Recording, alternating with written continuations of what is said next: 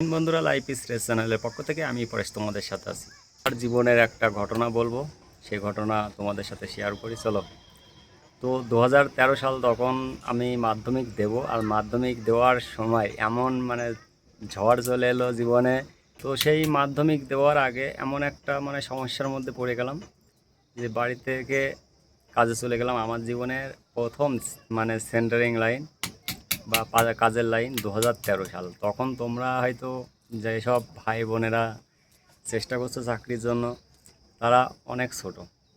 তো তারপরে আস্তে আস্তে মুম্বাই, গুজরাট, দিল্লি, ব্যাঙ্গালোর, হায়দ্রাবাদ, সমস্ত জায়গায় গেছি আমি। হায়দ্রাবাদে গেছিলাম 2020 সালে। তার আগে তো এখানে ওখানে যেতাম পড়ার মাঝে, ঠিক আছে। তো পড়া ছেড়ে দিয়েছিলাম, দিয়ে মাঝে আবার 2 বছর গ্যাপ দিয়ে তারপরে আবার এসে ভর্তি হলাম মাধ্যমিকে। তার বুঝতে পারছো, 2 বছর গ্যাপ দেওয়া। 2020 সাল, তখন আমি চাকরির জন্য প্রস্তুতি নিচ্ছি। তো তখন হায়দ্রাবাদে চলে গেছি করোনার মধ্যে। তো একটা মামা ছিল, মামাটা আজও বলে। তো মামাকে আমি, মামা আর আমি দুজন যাচ্ছিলাম বাজারে। যেতে যেতে আমি মামাকে বলতাম মাঝে মধ্যে যে, মামা এই ড্রেসটা একদিন পরবই। আর যেসব মার্কেটে ঘুরে বেড়াতো ফৌজিরা, তাদের দিকে ফিলিংস অন্যরকম জাগতো।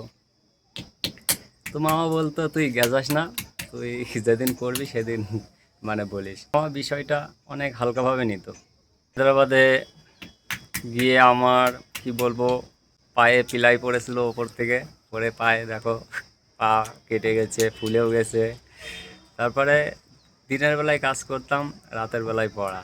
তো একটা বন্ধু ছিল, এক জায়গায় ঘুমাতাম। তো বন্ধুটা বললো, কী রে তুই শুয়ে পড়, এত করে কোনো লাভ নেই, শুয়ে পড়।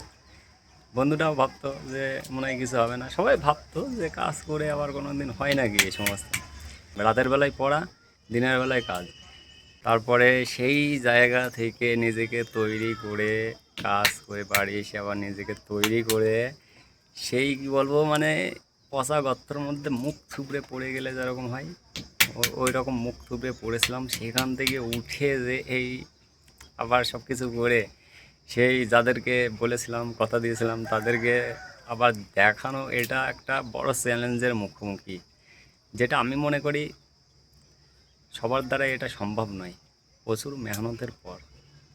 তা জীবনে এমন এমন ঘটনা ঘটে গেছে যেগুলো নিজের খারাপ লেগেছে, অপমান করেছে, কিছু বলার নেই। সেই সব ঘটনা তোমরা সহ্য করতে পারবে না। তো সেই মামাটা এখন বলে, সত্যিই ভাগ্নে, তোর জেদ আছে, তোর কথার দাম আছে, যেটা বললিস সেটা করে দেখাস। তো আমার কাছে কথা হলো, যেটা পারবো সেটা বলবো, যেটা পারবো না সেটা অযথা বলে সময় নষ্ট করার কোনো মানে হয় না।